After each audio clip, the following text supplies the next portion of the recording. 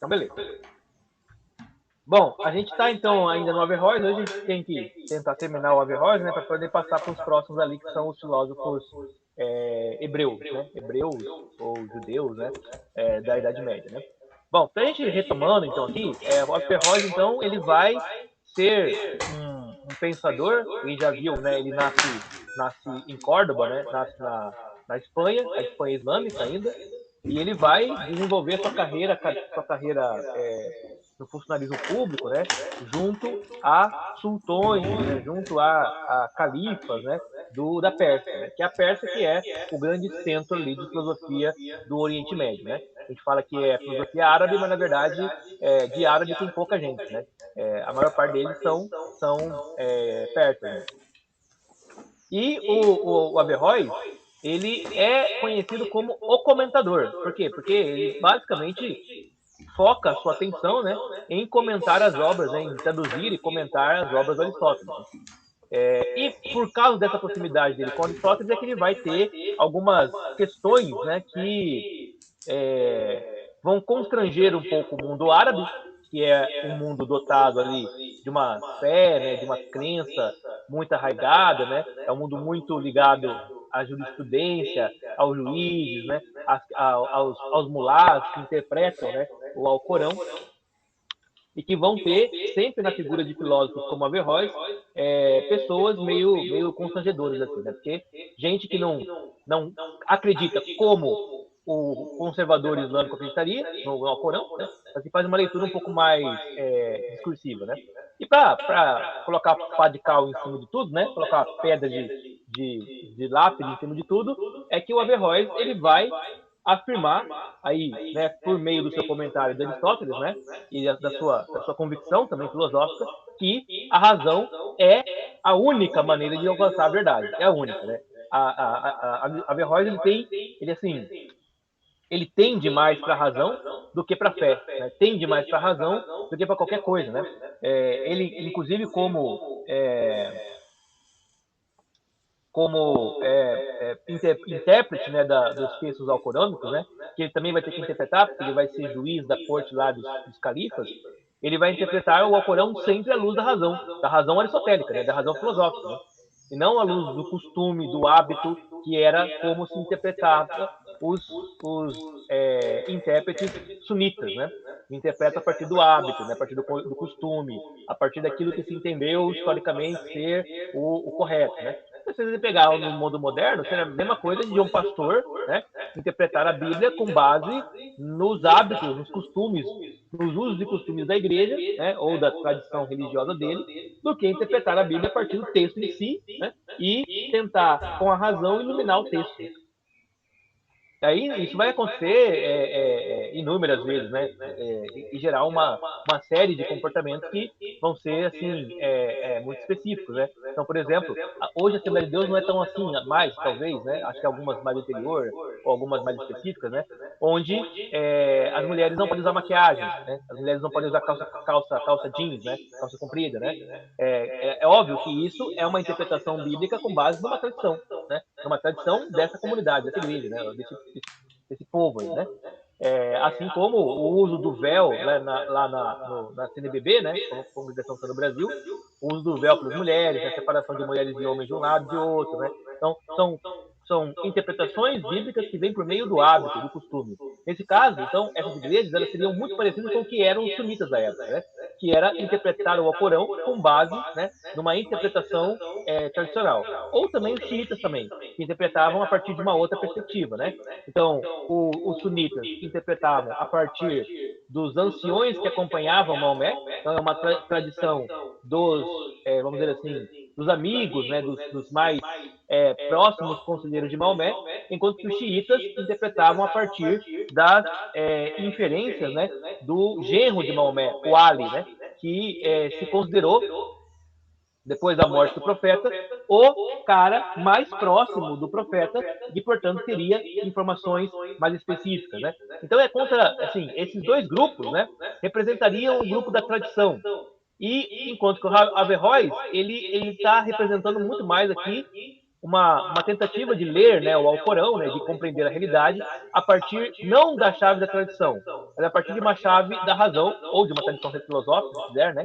Uma tradição mais aristotélica. Né? Então ele vai tender muito mais para a razão do que para a fé. Né? E ele vai entender que a razão ela é absolutamente limitada, né? A razão ela é completamente possível de compreender tudo. E que na razão não precisa de revelação. A razão não precisa de informação que não está acessível a ela. E isso é um choque porque o Alcorão é um livro de revelação, né? Assim como a Bíblia, né? O Alcorão é um livro de revelação, um livro esse que foi revelado paulatinamente, né? Durante muitos anos, né? O livro foi revelado ao profeta Maomé,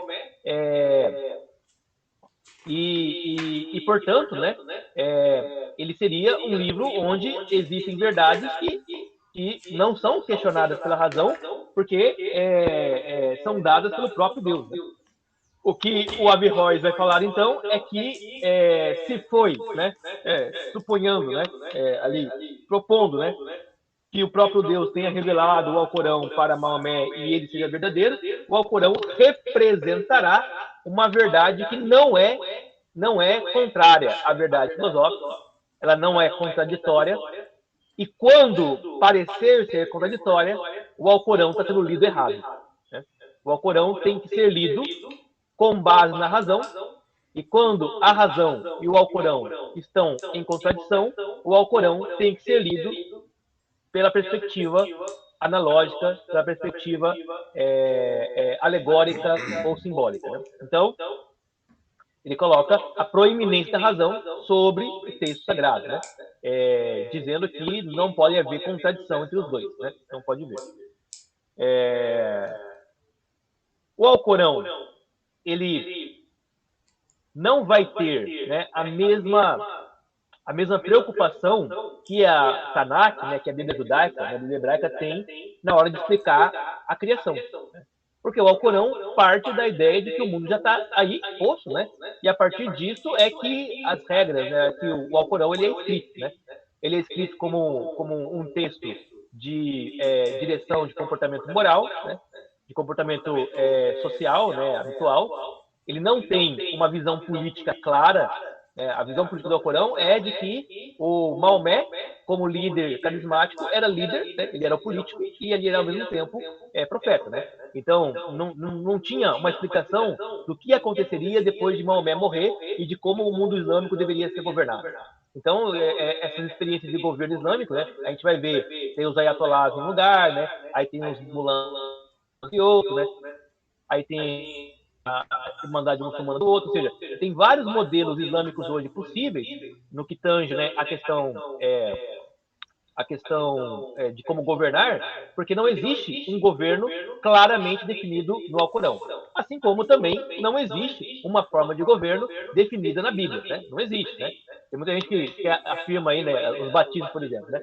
O batista ele tem uma perspectiva democrática. Né? Então, para um batista, né, a igreja ela é a assembleia da igreja, né? Ela é a forma de governo mais excelente e ela define e determina tudo sem que haja ninguém superior à Assembleia. Né? Isso é extremamente democrático. Mas se você olha para a Bíblia, você não vai encontrar nenhum lugar da Bíblia, nenhum tipo de democracia. Não há democracia na Bíblia. Até porque a ideia de democracia é uma ideia assim, muito esquisita, né, ao mundo antigo. Né? Você tem lá ideias de monarquia, tem conselhos, né, aristocráticos, né? Você tem outras maneiras de governo, tiranias e tal. Mas democracia é um negócio que é muito moderno. Né? E os batistas eles acabam sendo também um grupo muito moderno e, portanto, eles têm esse hábito, né, esse costume de serem bastante democráticos, né, nas suas decisões.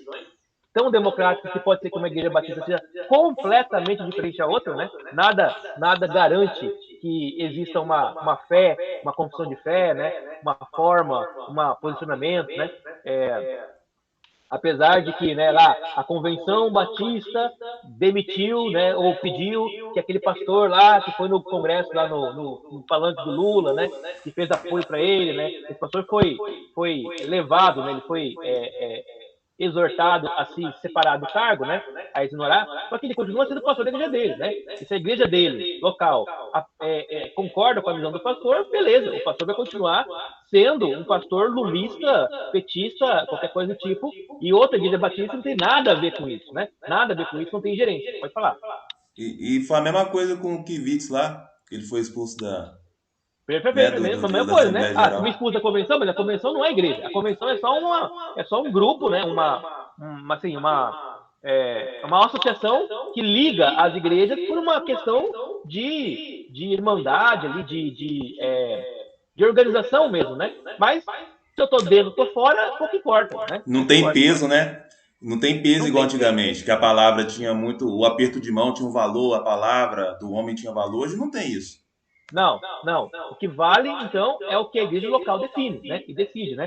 Tem a igreja batista que faz, apoia e defende união homossexual, né? Faz casamento gay e tal, né? Por exemplo, a igreja batista de Pinheiros, né? Ela é bem famosa porque ela foi uma das primeiras. O pastor e a pastora da igreja são sociólogos, são antropólogos, coisa assim, né? E aí, então, eles foram encaminhando com a igreja, né? Lá, claro que os irmãos da igreja também apoiam, né, a visão dos pastores, e eles são uma igreja batista inclusiva, né? E aí você fala assim, mas aí eu vim aqui para uma igreja aqui de Campo Grande, o cara fala, não, mas a gente não é assim, né? Porque a igreja batista ela é base, né, com base nessa tradição de democracia, né? Então, o que eu quero dizer com isso, né? É que a igreja batista lê a Bíblia com base na sua tradição, né? A igreja presbiteriana lê a Bíblia com base na sua tradição, né? A Assembleia de Deus lê a Bíblia com base na sua tradição. Nenhum desses grupos está lendo a Bíblia com base na Bíblia. Né? Eles estão lendo a Bíblia com base na própria tradição deles, né? Por quê? Porque a Bíblia não fala sobre tudo. Ela não fala sobre tudo. E o que ela não fala, a tradição vai tentar responder, né? Vai tentar complementar. Né? E aí você tem, então, no mundo árabe isso, né? O Alcorão não fala sobre tudo e as tradições tentam complementar. Aí haverá aqueles que irão ler o Alcorão de forma mais acadêmica, vamos dizer assim, de forma menos comprometida com as tradições.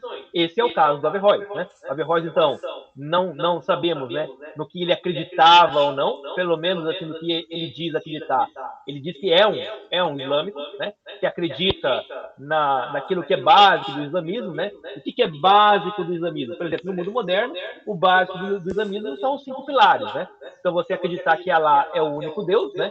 E que Maomé é o profeta, acreditar que você deve fazer as suas 5 orações diárias, né? Uma no amanhecer, uma no meio da manhã, outra na hora do almoço, outra no meio da tarde, outra na hora antes de dormir, né? Ah, você deve viajar para Meca uma vez na vida, pelo menos, né? Que é a peregrinação. Você deve esmolar, né? Dar esmolas, isso também é um outro pilar.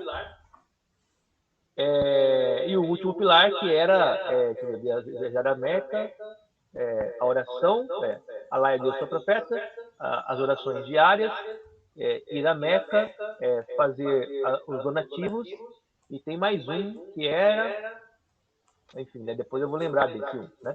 Mas tem o quinto pilar aqui, que é o pilar, que é o que se espera hoje do islâmico no mundo moderno. Né? Não sabemos também se o islamismo da época de Averroes já tinha esses 5 pilares definidos, né? Mas possivelmente tinha alguma coisa parecida com isso. De maneira que, então, quem cumpre essas regras, né, essas 5 regras, é islâmico. Né? E aí, assim, se o cara tem um pensamento meio destoante, não quer dizer com isso que ele vai deixar de ser islâmico, né? Ele pode não ser um islâmico tradicional, né? Ortodoxo, né? Mas ele será um islâmico de uma forma ou de outra. Acho que não, não é a ver com jejum, o quinto. O Ramadã, perfeito, esse mesmo, né? Então, você observar o jejum do Ramadã, né? Uma vez por ano, lá naquele mês e tal. Né? Então, são os 5 pilares. Oi? Liga a partir das 18 horas, né? Desde que o primeiro raio de sol nasce, né? Até o último do raio de sol se for, né? Porque não tem horário, né? Porque cada lugar do mundo, né, é diferente, né? Aí eu não sei como é que você vai viver o Ramadã, por exemplo, por exemplo, no Alasca, né? Onde você tem 6 meses de sol e 6 meses de escuridão, né? Mas aí deve ter alguma forma assim deles se ligarem. Ah, vou acompanhar o relógio lá de Meca, né, tal, né? Alguma coisa mais tecnológica de hoje em dia, né? Mas é bem isso, obrigado, Thiago. Então é isso mesmo, né? Então você tem cinco coisas. Quer dizer assim, ó. Ah, mas você pensa que as mulheres devem usar burca? Bom, isso aí depende da tradição, né? Você pode ser um islâmico e não defender isso. Você pode ser um islâmico e achar que mulher não tem que usar véu, né? Não tem que usar nenhuma roupa específica, né? Você pode ser um islâmico e achar que você pode se envolver com política, você pode se envolver com qualquer outra coisa, como vai ter islâmico que não, né? Então, aí há uma variabilidade, né? Então, o Averroes é desse tipo, né? Eu quero deixar isso muito claro, né? É um tipo de islâmico que ele é islâmico porque ele observa o que é básico do islamismo, mas ele também é um constrangimento para aqueles que vivem, né? E que seguem, né? Tradições mais fundamentalistas, como no caso dos sunitas ou dos xiitas. Seria mais ou menos a gente aqui, né? Nós aqui somos de igrejas diferentes, né? A gente tem tradições diferentes, mas aqui a gente fala de teologia, a gente fala de filosofia, a gente fala de Bíblia a partir das nossas percepções, independente do que a nossa igreja, né? O nosso grupo social lá, ele defende, né? Aqui, nesse espaço, a gente é ali para falar, para poder defender essas coisas. Se você quiser se tornar um pastor presbiteriano, batista, um pastor assembleiano, você vai ter que abrir mão da sua liberdade de pensamento em nome de pensar que nem a igreja, né? Você vai ter que fazer lá um juramento, né? Uma confissão de fé, né? Tem que admitir determinadas crenças e mais e tal. E isso vai prejudicar um pouco a liberdade de pensamento em nome, né, da sua vinculação com aquela tradição, né? Então, o Averroes ele não está muito importando assim em seguir nenhuma tradição islâmica. Ele está mais importando em ser um islâmico, portanto, né, em seguir os passos fundamentais do islamismo e, ao mesmo tempo, ser um intelectual. Né? Então, pensar na realidade a partir do ponto de vista da filosofia, principalmente aristotélica. O Averroes é um aristotélico, né? Ele é mais aristotélico do que qualquer outro filósofo islâmico que já existiu ou que existirá depois dele, né? Ele acha que Aristóteles ele é o cara que entendeu tudo, né? Ele seria quase que um fiel a Aristóteles se Aristóteles fosse um religioso. Inclusive, ele vai dizer que o Aristóteles superou Platão, né? Superou Platão.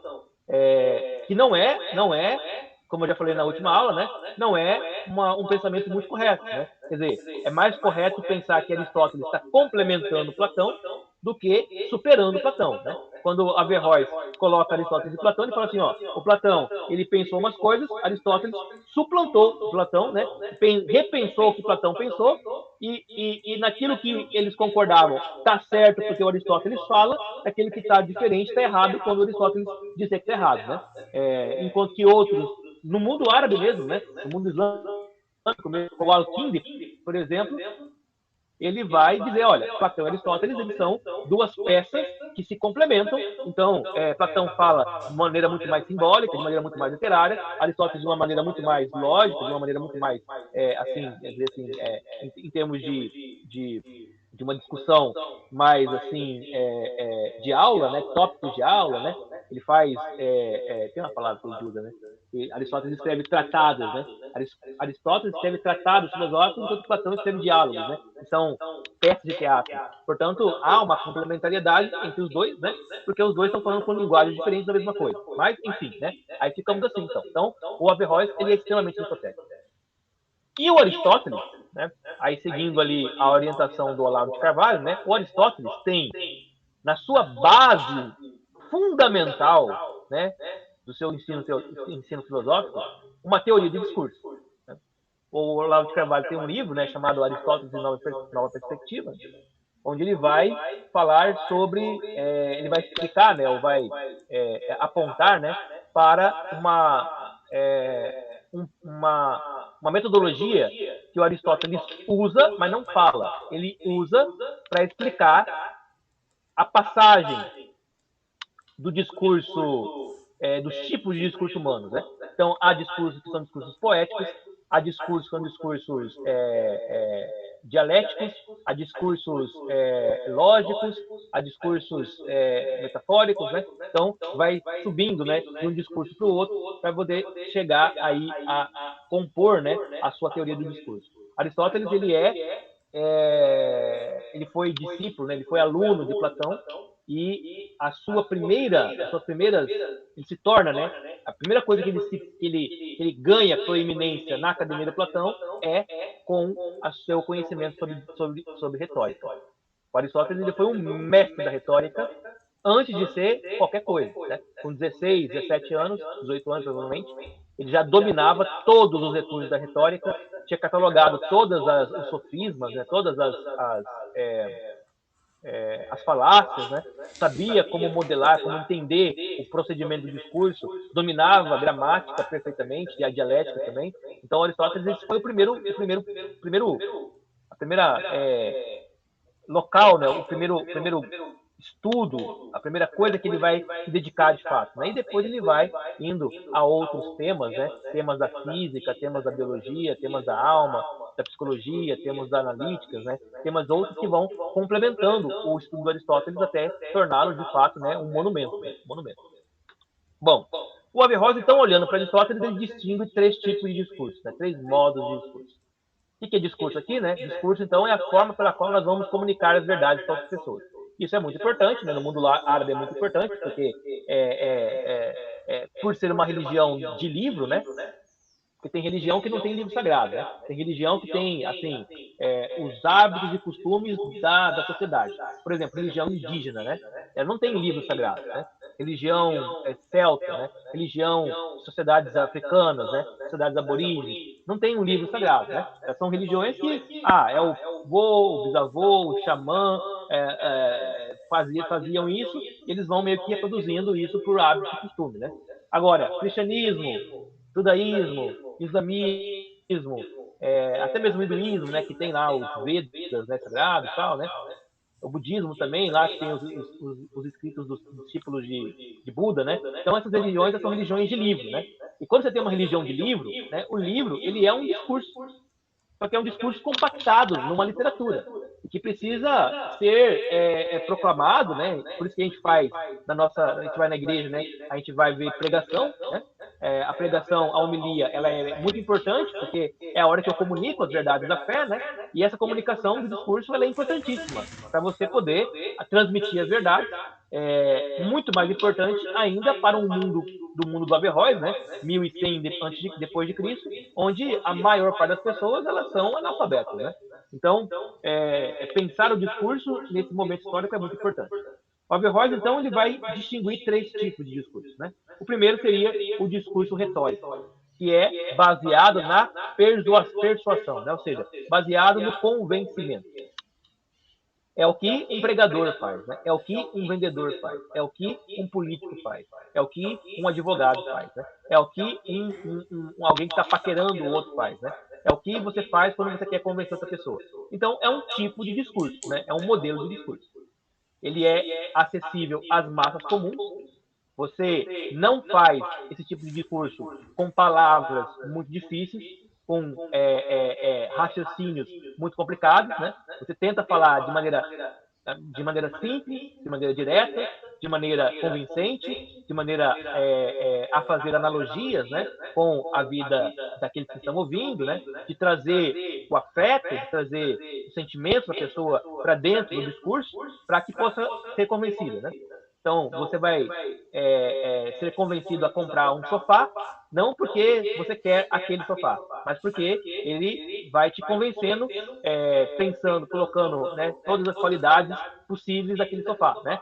Ele é antiaderente, ele não esquenta muito quando está calor, ele é retrátil, dobrável, tal, você pode ficar deitado. Pensa aí, ó, você deitado, assistindo uma Netflix, com a luz baixinha, assim, da sala, né? Com uma comida aqui, ó, no braço do sofá, que ele já é feito ali para poder encaixar ali um prato de alguma coisa, né? Para você comer, né? Ou um lugar para colocar o copo ali, né? Então você não vai precisar ficar levantando, não vai precisar ter medo. Ele tá montando todo um discurso que é para você ser convencido de que comprar aquele sofá é uma boa ideia, né? Bom, um segundo tipo de discurso, o que Averroes chama de dialética, né? Que é frequentemente empregado por teólogos e ulemas. Né? Ulemas seria a mesma coisa que estudiosos, né? Seriam os acadêmicos não, mas seria aqueles caras que se dedicam, né, a estudar o texto sagrado. Né? Engraçado, né, que assim, a minha mãe, ela foi por muito tempo assim peregrinando, né, de igreja para igreja, né, buscando milagres, curas, né. E muitas vezes eu fui com ela, né.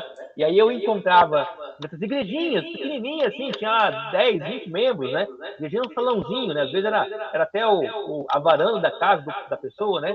E você encontrava assim uns meninos, né, pregando, que eles memorizavam quase a Bíblia toda. Eu sabia de versículos de cor vários, assim, né?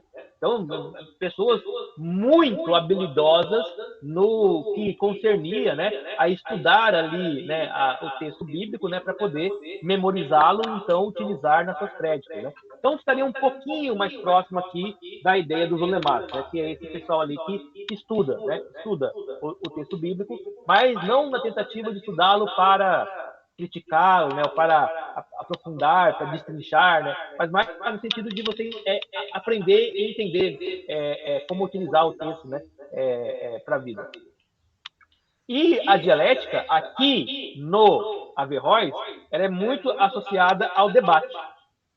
Veja que lá no mundo antigo, na sofística, o debate ele era identificado pela prática da erística. Né? A erística, que desenvolvida foi pelos sofistas, consistia em você vencer o debate. Não importa se você fosse usar qualquer tipo de falácia para tal. Né? Então, a ideia de você debater, né? Debater duas pessoas com ideias antagônicas, né? Era a ideia da erística. Aqui, no Averroes, ela ganha essa qualificação da dialética, que lá no mundo antigo era outra coisa, né? Aqui a dialética é mais ou menos uma mistura disso. Então, ela é tanto debate, como ela é também o diálogo que se busca na hora de você aprender alguma coisa. Esse debate aqui, então, não é o debate apenas de conflito de ideias, né? Mas é o debate onde há contrapontos, né? Então há um ponto, contraponto, para que se contraste, né? Para que se esmere, né? A palavra burilar, né? A palavra lapidar, né? Para que se lapide melhor o argumento a fim de que ele seja mais compreensível, né? Ou a fim de que ele seja mais sofisticado, né? Então você fala assim, não, olha, vamos falar sobre justiça, né? Justiça é dar ao amigo, dar tudo ao amigo e nada ao inimigo, né? É só um conceito, né? Aí você contrapõe, né? Mas peraí, né? Mas se seu amigo for um assassino e seu inimigo for um herói, né? Você vai dar guarita para o inimigo? Então, aí é o contraponto que vai levar a repensar, né, a ideia de justiça e elaborar ela novamente em outras categorias, né? Então, isso seria a dialética, né? Esse processo onde duas pessoas estão conversando, né? Conversando, até tendo, com a interesse, com a intenção de aprender, né? Não só eristicamente com a intenção de ganhar o debate, né? Na verdade, a erística consiste muito mais em você convencer o público do que convencer o debatedor. Né? Tanto é que você vai ver nesses debates políticos, né? Os dois políticos eles estão discordando um do outro, mas eles não falam para convencer o outro, né? Eles falam para convencer a plateia, né? Porque se você ganhou a plateia, você ganhou o debate. Né? O debate não se ganha quando você acaba com o argumento do outro. O debate se ganha quando a plateia aplaude mais você do que o outro, né? Ou quando o outro fica sem palavras também, aí é possível também. Né? E por último, nós temos um discurso demonstrativo, que é baseado na lógica dedutiva, né? Enquanto que a dialética ela é baseada no contraponto, então você coloca uma ideia, o outro coloca outra, o outro coloca outra, o outro coloca outra, e assim você vai desenvolvendo. O discurso demonstrativo é aquele onde você fala sozinho, né? Ele é um monólogo mesmo, né? Você fala sozinho, no máximo, você faz pergunta retórica para a pessoa, né? Mas e você? Não pensa exatamente assim como eu estou falando, né? Só para a pessoa dizer sim mesmo, né? E assim você vai construindo um argumento que é um discurso, né? É um discurso, é uma palestra, assim, né? onde você vai encadeando as ideias de tal forma que elas tenham um sentido lógico, né? Então, há 3 tipos de discurso. Segundo Averroes, o Alcorão usa, olha só, né? O Alcorão usa o método retórico de convidar as pessoas à verdade. Portanto, o Alcorão não é lógico, não há lógica no Alcorão. Aliás, não é que não há lógica, né? É que ele não tem que ser lógico. E o Alcorão também não é dialético. O Alcorão não aceita que você fique contrapondo as ideias dele. O Alcorão ele só tenta te persuadir, né? Podemos dizer que, de certa forma, a Bíblia ela é parecida nesse sentido, né? Ela seria lida, né, por Averroes como um texto retórico, né? Um texto que quer te convencer das coisas, né? É obviamente que você vai ler a Bíblia, você vai encontrar o apóstolo Paulo fazendo digressões, né, fazendo falas que são altamente demonstrativas, né? Ele vai fazendo um encadeamento de ideias, né? Mas nem sempre essa demonstração ela é clara, logicamente clara. Por vezes ela dá um salto ali, dá uns pulos ali, né? Ele parte de verdades axiomáticas já dadas pela revelação anterior e a partir delas ele deriva. Então, não se torna uma dedução pura, né? Mas uma dedução que parte de princípios que já são dados, né? A ideia da dedução pura, então, é a ideia de que você pode demonstrar todos os procedimentos por meio da lógica. E isso não dá para fazer no cristianismo, né? Não dá para você deduzir que Deus é 3, não dá para você deduzir que Jesus é Deus, não dá para deduzir que ele morreu, ressuscitou para pagar por nossos pecados, não dá para deduzir que ele é o segundo Adão, né? Essas coisas não dá para ser deduzidas, né? Elas têm que ser reveladas mesmo, têm que ser dadas, né? Por uma proposição, né? Axiomática, e a partir dali, sim, a gente pode construir algum tipo de argumentação, que é o que se faz. Né? Portanto, o Alcorão atinge as massas comuns, né, na sua persuasão.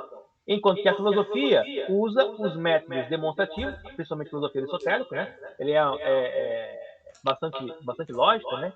Que estavam disponíveis apenas para os eruditos, mas forneceram o melhor possível compreensão e conhecimento. Né? Então, a filosofia é demonstrativa, o Alcorão, né, e o discurso alcorânico, ele é retórico, e o que fica no meio termo seria a dialética, que é quando um teólogo ele vai se admitir, discutir com uma pessoa que pensa diferente dele e assim criar um discurso dialético. Né? Claro que para ele, para o Averroes, o discurso maior, né, o mais eficiente, o mais sublime, né, o que está no topo da escala de valores ali, é o discurso demonstrativo. Né? O retórico, ele está no mais baixo, ele é o menos importante, vamos dizer assim. Não é que ele não é importante, mas ele é menos importante. Né? Muito bem. Agora, outro tema, né? Tema da natureza de Deus, né? Que é a ideia da existência. Então, há um livro, né? Onde o Averroes escreverá, né? A sua noção de natureza divina, né? A sua teontologia, se nós podemos dizer assim, né? O que Averroes pensa de Deus, né? E esse livro chama-se A Exposição dos Métodos de Prova.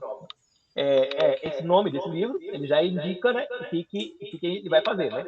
Ele vai fazer uma reflexão sobre Deus, não com base no Alcorão, não com base na revelação, mas com base em métodos de prova, né? Com base em raciocínio lógico, demonstrativo, dedutivo. Né? E, portanto, ele está fazendo aqui mais ou menos o que o Tomás de Aquino fará depois. Né? Então, esse texto aqui ele já meio que antecipa a maneira como os escolásticos vão trabalhar. A ideia, então, é partir da indução, né? Ou seja, partir da experiência, para a partir dela você conseguir construir, pegar informações, e assim essas informações vão desenvolvendo proposições que podem ser depois transformadas em dedução. Né? Só para a gente ficar muito claro, né, que talvez a gente fique meio perdido nesses termos, né? A indução é toda vez que eu faço uma argumentação onde eu parto de singularidades, onde eu parto de coisas particulares para chegar numa coisa geral. Por exemplo, né? Então, eu quero averiguar se a água, qual é o momento em que a água entra em ebulição. Né? Então, o que eu faço? Eu pego várias vasilhas de água coloco elas em vários momentos diferentes, né? Em fogo, né? E vou calculando qual delas entra em ebulição primeiro, né? Entrou em ebulição, aquela que ficou no fogo durante tanto tempo e alcançando tal temperatura, né? Então, repetindo essa experiência, né? Várias e várias e várias e várias vezes, eu chego à constatação, por meio de experiências particulares, né? De que a água sempre alcançará o estado de ebulição quando ela chegar nos 100 graus, né? Então, a Lena está chegando. Então, isso é um raciocínio do tipo indutivo, né? Outro indutivo, né? Eu vou testar vários metais para ver se todos eles conduzem eletricidade, né? Que esse é o clássico, né? Então, se um determinado objeto ele conduz eletricidade, nós vamos dar o nome a ele de metal. E se um objeto não conduzir eletricidade, ele não terá esse nome porque ele não se encaixa dentro dessa descrição ou dessa característica comum a todos os metais. Isso é o raciocínio do tipo indutivo, né? Você vai deixando que as informações particulares venham até você e vai montando, classificando elas para que elas sustentem seu argumento.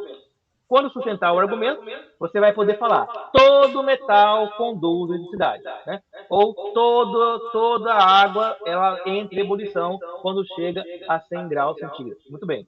Todo virou uma proposição agora dada, inquestionável, e a partir dela eu posso derivar outros conhecimentos do tipo dedutivo. O que é dedução, então? A dedução é o tipo de conhecimento que parte de uma premissa maior, né? Então, todo metal conduz eletricidade. Aí eu encontrei um novo objeto que tem aparência metálica, que também tem condutividade elétrica. Esse novo objeto ele não tem nome, então damos um nome qualquer, né? Ele chama-se chinforínflua, né? Esse novo objeto. E, uma vez conduzindo eletricidade, eu concluo que ele é metal. Todo objeto conduz eletricidade e a chinforínflua conduz, logo chinforínflua também é metal. Esse é o modelo de raciocínio do tipo dedutivo, né? O dedutivo, então, parte de premissas já postas para chegar a conclusões lógicas inexoráveis. Enquanto que o indutivo parte de experiências particulares para construir o método, para construir a proposição geral, né? Bom, o que o Averroes vai fazer aqui é exposições de métodos de prova usando tanto o modo indutivo, que é por onde começa toda a investigação aristotélica, e para chegar até o modo dedutivo, que é de onde você vai derivar ideias mais abstratas, ideias mais elaboradas, né? Então, o que o Averroes argumenta? Ele argumenta que há dois argumentos para a existência de Deus, que ele considera logicamente corretos e de acordo com o Alcorão: os argumentos da providência e o argumento da invenção. Você fala assim, como eu sei que Deus existe? Né? Eu não vejo Deus, né? Eu não toco Deus, eu não escuto Deus, pelo menos não com os ouvidos, né? Eu não cheiro Deus, eu não consigo sentir o gosto de Deus. Então eu não posso pensar em Deus a partir das categorias do elemento sensível, né? Mas o que a minha mente capta é que as coisas parecem existir de acordo com um tipo de lógica natural, né? Uma coisa parece ser necessária para outra existir. E essa relação de necessidade a gente vai chamar de providência, né? É providência divina que haja grama para que o herbívoro coma a grama, né? Para que o herbívoro possa alimentar o carnívoro, para que o carnívoro, ao consumir o herbívoro, possa deixar os restos ali para voltar, né, a serem consumidos por larvas, né, por outros bichos menores, né, até virar adubo, para que depois ele possa continuar o ciclo, né? Então, há providência nos ciclos naturais da existência, né? Há providência quando você percebe que o mundo ele é feito de tal forma que, sem a forma como ele é feito, não poderíamos existir nele, né? Então, providência divina significa isso, né? Significa que, primeiro, né, há uma ordem no mundo, em segundo sentido, que essa ordem no mundo coopera para a permanência da vida, né? Aí, no caso do cristianismo, a providência vai ser encarada também como uma atividade permanente de Deus, na realidade, fazendo com que as coisas se direcionem para a finalidade, né, para o desejo, né, o desígnio, o mandato, né, o decreto divino. Né? Então, a providência para que as coisas aconteçam de acordo com o que Deus deseja, espera ou determina, né, qualquer coisa assim. Né? Você pode também acabar querendo fazer uma discussão sobre se o desejo de Deus, né, e a vontade dele são coisas iguais, né, idênticas, né? Há pensadores, né, há teólogos e há teologias que falam que não, né? Que a vontade de Deus é uma coisa e o desejo de Deus é outra, né? Entendendo o desejo como aquilo que vem do sentimento e vontade é aquilo que vem da razão, né? Então, a vontade de Deus, o desejo de Deus é que todos os homens sejam salvos, mas pela vontade, ou seja, pela razão divina, ele sabe que algumas pessoas não receberão essa salvação por razões diversas, né? Aí por justiça, ou por amor, ou por outra coisa, né? Então, há que dividir também essas possibilidades, né? Alguns chamam isso também de vontade permissiva, vontade permissiva e vontade absoluta, né, de Deus, né? Que Deus tem vontades permissivas, né? Ele permite que algumas coisas aconteçam, mas ao permitir não quer dizer que ele perca o controle, né? Ao permitir que as coisas aconteçam, ele está sempre de alguma forma providenciando algo para poder remediar as coisas como elas acontecem. Então, Deus não queria que Adão pecasse, mas Deus, sabendo que Adão pecaria, deixa a árvore mesmo assim e já prepara um plano de salvação que se culminaria em Cristo. Né? Então, essa é uma possibilidade de uma interpretação. Claro que não é a única e claro que não é a totalizante, né? Mas é uma possibilidade. Bom, então, a partir da providência, o Averroes entende que Deus ele deve existir. Mas também entende a partir da invenção. Né? Invenção seria a própria criação, né, do mundo. O argumento da providência considera que o mundo e o universo parecem afinados para sustentar a vida humana. Averroes citou o Sol, a Lua, os rios, os mares, a localização dos humanos na Terra para poder dizer, olha, parece que a gente foi colocado na Terra, né, do jeito certo, na hora certa, no momento certo, né, com as coisas certas para viver, né? Se nós vivêssemos aqui no deserto, não tivesse rio, não tivesse oásis, né, não tivesse água aqui, a gente não conseguiria sobreviver. Então, há essa questão ali, né, da providência. Né? O argumento de dentro, né, a convenção, confirma que entidades mundanas, como animais e plantas, parecem ter sido inventadas. Portanto, Averroes argumenta que um designer estava por trás da criação, e esse é Deus. Que esse aqui é o argumento da invenção, né? A convenção ali, mas na verdade é invenção. Então ele falou assim, ó, da mesma forma que a vida só é possível porque existem coisas que foram colocadas providencialmente para que a vida pudesse existir, né? Também as coisas que existem parecem não terem vindo do acaso absoluto, né? Parece não terem vindo de um acidente, mas vindo de uma consciência que imaginou e que construiu a realidade do mundo de forma intencional. Isso que ele está chamando de designer. Hoje a gente chama designer, né? O designer inteligente, né, de Deus, né? Que é como a gente explica a criação, não fazendo uso da teoria evolucionista, né? Então, a teoria evolucionista fala que as coisas que o homem, né, a natureza, o planeta, ele evoluiu de seres unicelulares, né, muito simples, né, ou monocelulares, para seres mais complexos, né? Evoluiu de elementos químicos, né, que se encontraram em determinado ponto de pressão, de densidade, enfim, né, de forças cósmicas que resultaram na possibilidade desse aparato inorgânico virar orgânico e daqui então derivar a vida, mas tudo por um grande acaso, né?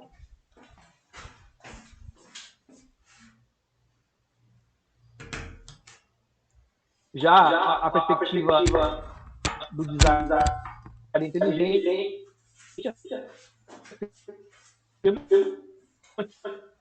que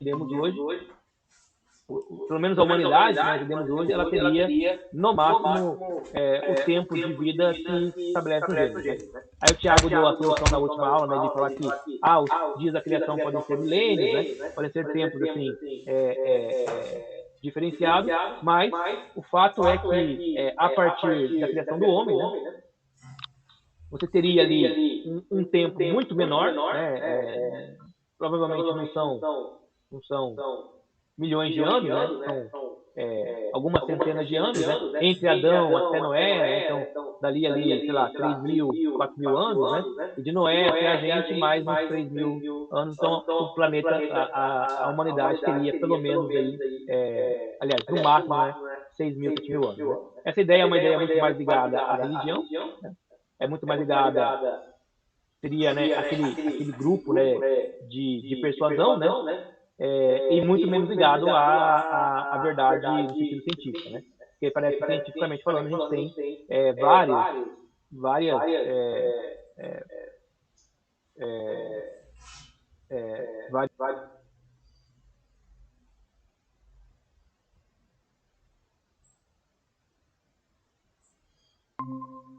ou design inteligente ou um criacionismo absoluto, né?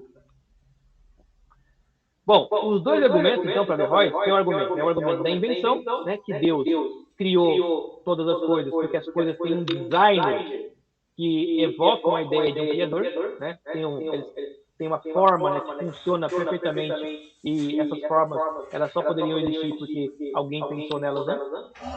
E a providência, né, que são os dois argumentos dele, né, invenção e providência, são de natureza teleológica. Ou seja, né, nós só sabemos que existe um designer porque nós sabemos que a finalidade dos objetos e das coisas que são criadas, elas acontecem. O formato de um cachorro, ele é apropriado para o cachorro fazer as coisas que o cachorro faz. Né? Se o cachorro não tivesse patas, né, rastejasse como cobra, ele não poderia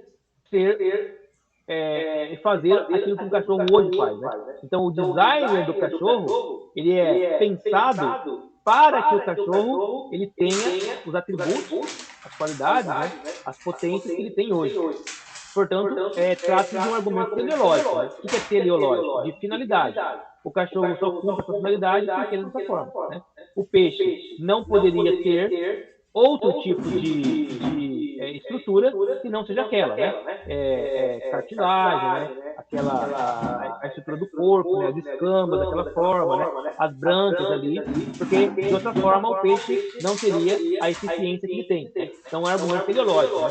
Por que o peixe tem essas características? Porque para viver nesse ambiente ele precisa dessas. Né? E quem o criou para esse ambiente, né? Para isso. Da mesma forma, a providência. Né? Nós sabemos que uma coisa é providência, por quê? Porque a gente vê o resultado dela. Né? O resultado dela é positivo, portanto, há uma providência que levou a aquele resultado. Cosmológicos, por quê? Porque eles não partem da observação da origem do universo. Eles partem da observação do fim das coisas, né? Da finalidade. Não é como se estivesse investigando e falando assim, olha, o universo, né? a Terra, os seres humanos são assim, e a partir disso eu derivo a minha ideia de Deus. Não. É porque as coisas são assim e têm tais finalidades, é porque existe uma causa inicial que deriva, que dá origem a ela. Pode falar. O Averroes, ele é conhecido assim por esse embasamento dele, essa linha dele. Ele é conhecido no meio muçulmano hoje em dia, assim como Martinho Lutero para a igreja cristã. Não é como Martinho Lutero, porque o Averroes hoje não é um reformador religioso, né? Ele seria mais conhecido no mundo árabe como um filósofo mesmo, ele é mais parecido com Tomás de Aquino, pra gente, né? Ele é mais parecido como um filósofo do que como um agente religioso, porque ele não é religioso, né? Um muçulmano fundamentalista clássico provavelmente ignora a existência do Averroes e do Avicena. Ignora, né? Então, quando eu falo um islâmico clássico, é esse cara que vai lá na mesquita, né? Que pratica lá os cinco pilares do islamismo, né? O cara que é um fiel cotidiano ali, médio, né? O afegão médio. Mas, se você é um intelectual islâmico, aí sim. Se você é um intelectual islâmico, você com certeza conhece o Averroes, né?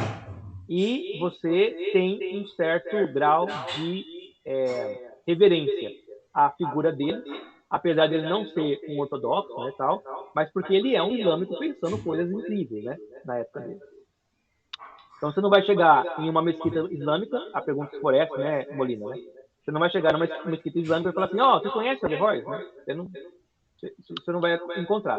Da mesma forma como você não chega numa igreja evangélica e fala, você conhece o Tomás de Aquino? Você conhece o Pedro Abelardo, né? A pessoa vai olhar para você e falar, quem? Né? Ninguém vai conhecer, né? Mas se você fala com um teólogo islâmico ou com um teólogo cristão, ele provavelmente conhecerá essas pessoas, né? É isso que você queria saber, Bruno?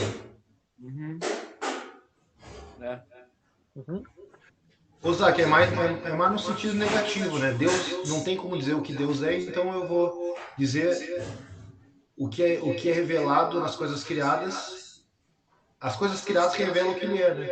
Isso. É isso que ele está fazendo, né? Só que ele não está trabalhando com a categoria revelada, né? Está trabalhando com a categoria de demonstração, né? Então, assim, não é que a ordem do mundo revela Deus, é que ela demonstra que Deus existe. Né? Não é uma revelação, né? É uma demonstração. Sim.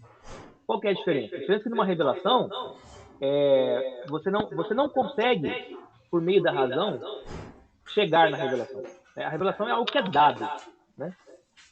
Já eu consigo chegar por demonstração a qualquer verdade, apenas dando razão. Então, o Averroes ele não está querendo usar a ideia de revelação, porque ele acha que essa ideia não é uma ideia filosófica, é uma ideia de persuasão, é uma ideia da religião. Ele quer usar a ideia de demonstração. Ele fala assim, olha, eu olho para a realidade e dela eu demonstro que Deus existe a partir dessas categorias. Deus existe porque ele é criador? Não. Deus existe porque a criação é finalística, né? Porque ela tem uma finalidade e, portanto, eu intuo que tem que haver, né, um criador, porque a criação é dessa forma. Para um cristão, Deus é o criador. Para Averroes, Deus só é um criador porque existe uma criação que é compreensível pela mente humana sem precisar de ninguém para dizer, olha, foi Deus que falou isso para mim. Né? A gente vê com os nossos olhos, né? Como diria o Chaves, né? Que a terra há de comer. Né? Bom, e quanto aos atributos de Deus? Né? Porque aí é outro problema, né? Quer dizer, a gente já falou que Deus existe, e Deus existe porque a gente teleologicamente, por observação e demonstração, concluiu que Deus não existir não faz o menor sentido. Né? Não faz o menor sentido o universo possuir uma ordem cósmica que dá função, né, e organização a tudo e ela prescindir de um Criador. Né? Nada do que eu conheço, nada do que eu observo e que seja organizado e ordenado prescinde de um Criador. Então eu vejo uma casa em pé, eu falo, bom, algum pedreiro construiu isso aqui. Aí eu vejo, então, um relógio solar, eu falo, bom, alguém empilhou as pedras aqui. Aí eu vejo um círculo, uma clareira perfeita, né, redondinha, perfeita, eu falo, alguém que cortou as árvores aqui e fez essa clareira acontecer, né? Porque essas coisas artificiosas, assim, né, não são... não se fazem sozinhas, né? Sempre evocam a ideia de alguém que passou por ali, né?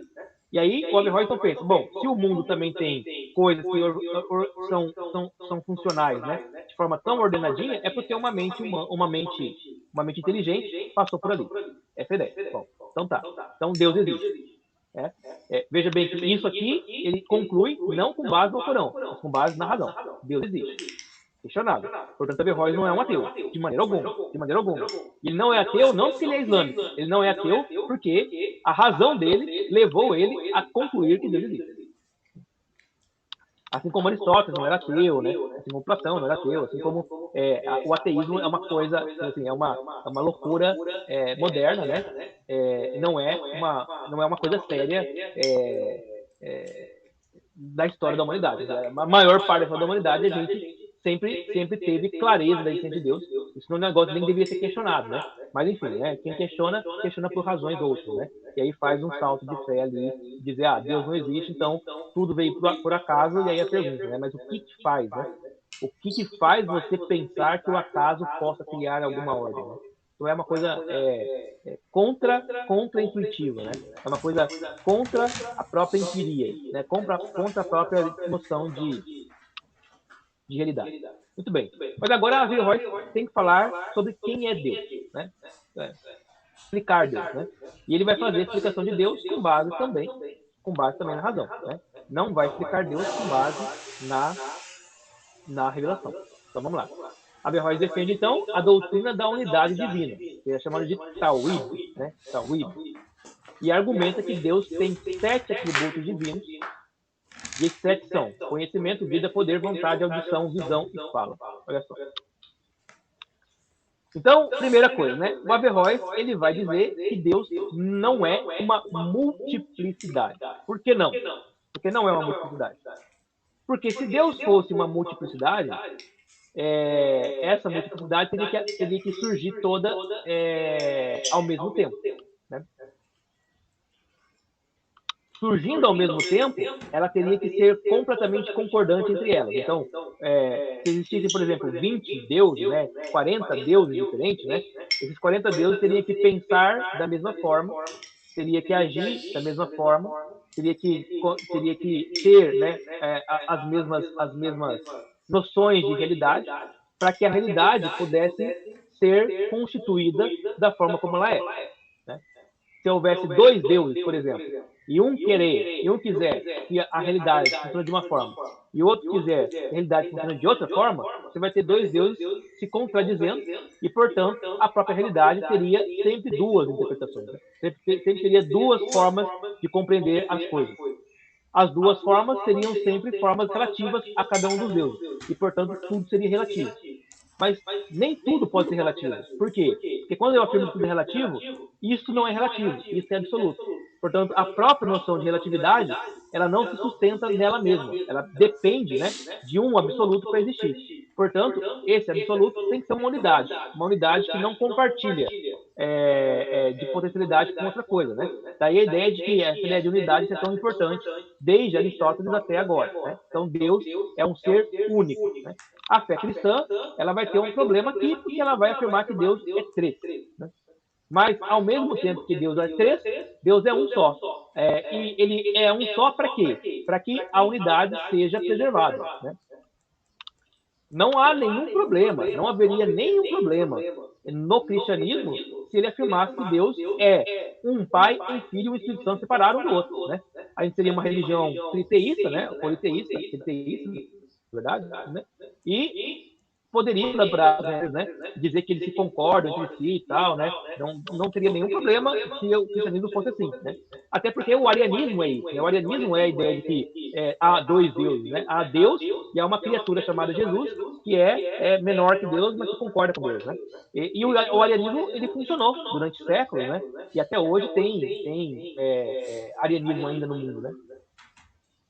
Mas não é assim que o cristianismo acreditava, né? Não é disso que se tratava, né? A ideia era que Deus, ele era uno, né? Deus é mono, né? Ele é um só, né? E ao mesmo tempo, ele tinha ele demonstrava, né? Por meio da sua revelação, que ele era 3, né? Então, a forma pela qual o cristianismo chegou a uma conclusão disso era atribuir a Deus uma característica que fosse só dele, né? Só dele. Só Deus é o ser que tem triunidade, né? Os seres humanos não têm triunidade. Os seres humanos, eles são seres monos, né? Uma monoidade, né? Uma solidade. Solo, não sei a palavra.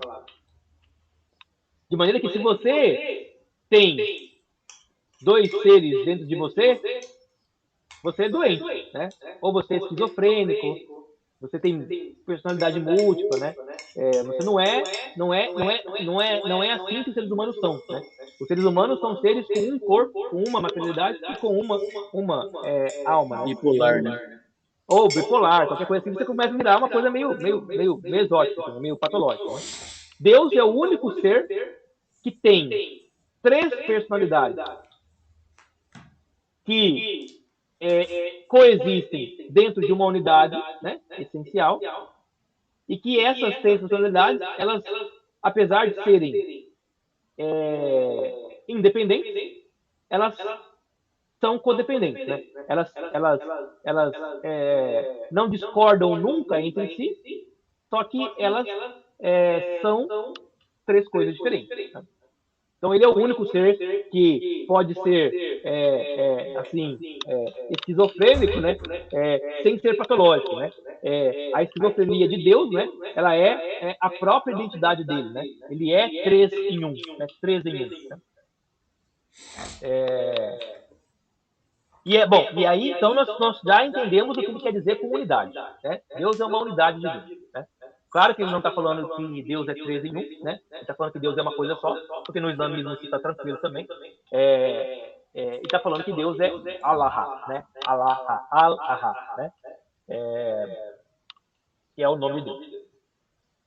Mas Deus tem, agora, por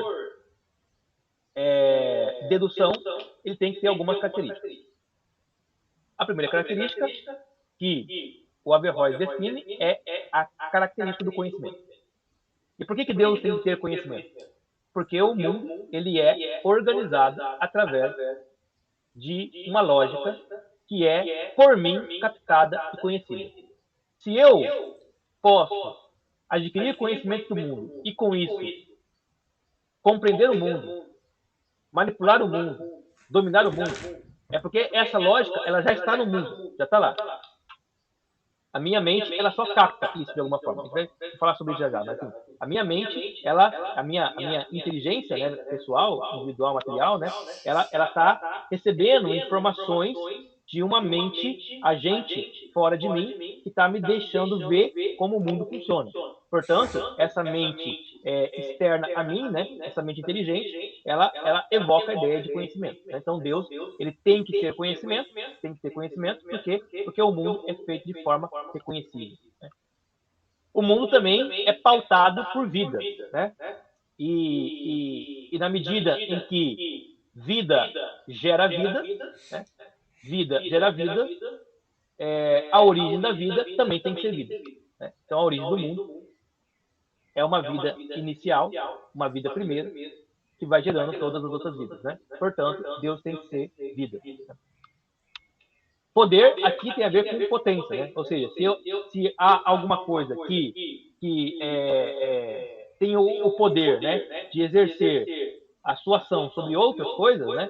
Aí, usando também, novamente, a categoria aristotélica, há uma origem do poder. Né? Uma origem do poder que tem o poder suficiente para fazer com que todas as coisas elas se movimentem no sentido da finalidade. Portanto, esse poder é atributo divino. Né? Deus também tem que ter vontade. Por quê? Porque as coisas, elas existem com finalidade. E a finalidade das coisas, ela é derivada da vontade. Veja bem. Você vai fazer uma escultura, né? Você vai fazer um utensílio, né? Uma ferramenta para você utilizar, sei lá, na construção de casa. Né? Você vai fazer uma ferramenta para mim. Quando eu faço essa ferramenta, eu faço ela com uma vontade, né? Eu faço ela com um objetivo. Eu faço a colher de pedreiro lá, né? Para poder conseguir pegar o cimento e lançar o cimento na parede de forma eficiente, né? Portanto, a colher de pedreiro é uma derivação, né? É uma construção da vontade. Aí ele entra nesses três núcleos aqui, né? Que Deus é audição, visão e fala. Por que ele fala isso? Bom, em termos de audição, né? Ele vai falar, olha, se Deus criou a natureza, né? E colocou nela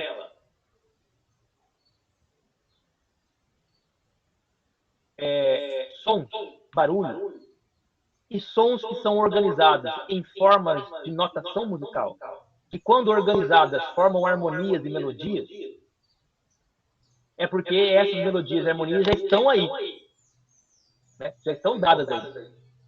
E elas são o resultado da criação da vontade de um Deus que a escuta. Ele não está falando que Deus ele escuta a minha oração. Ele está falando que por Deus ter criado o mundo com som, é porque, de certa forma, ele tem a habilidade de escutar esses sons. A mesma coisa da visão, né? Então, se Deus fez coisas visíveis, é porque ele tem a habilidade de vê-las, né? E, portanto, Deus tem o atributo da visão, né? E o argumento da fala é mais interessante ainda, né? Porque ele fala assim, como o primeiro homem aprenderia a falar se não tivesse alguém para falar com ele? A fala não é algo natural dos seres humanos. Nós não falamos naturalmente. Nós falamos porque a gente aprende a falar, né? Nós falamos por mímesis, né? Por imitação. De maneira que uma criança que é criada, por exemplo, num ambiente onde não tem ninguém que fala com ela, né? Onde ela não escuta vozes, ela não aprenderá língua nenhuma, né? Ela não aprenderá a falar nada.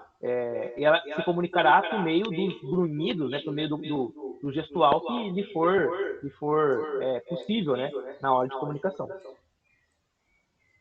Então, para o primeiro homem conseguir falar, era necessário que esse homem aprendesse a falar ouvindo alguém falando com ele. E o que vem antes de todos os homens, capaz de produzir algo tão espantoso quanto a habilidade de comunicação, gramática, língua, sintaxe e tal, né? Quem é o conhecimento e a mente conhecida, né? Capaz de desenvolver isso para além do homem? Né? Somente Deus.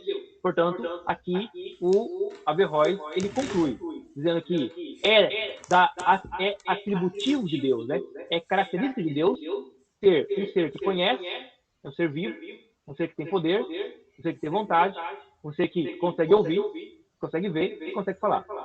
Tudo isso não foi tirado do Alcorão, não foi tirado da revelação, foi tirado da sua reflexão sobre a própria realidade. Ou seja, né, da sua indução, dedução. Argumenta que o conhecimento divino difere do conhecimento humano porque Deus conhece o universo, porque Deus é sua causa. Enquanto os homens só conhecem o universo através de seus efeitos. Né? Então é óbvio, né? Deus conhece o universo porque ele fez o universo. Né? Ele tá controlando o universo como um todo. Enquanto que o homem, ele só conhece do universo aquele pedacinho que é possível de conhecer. Né?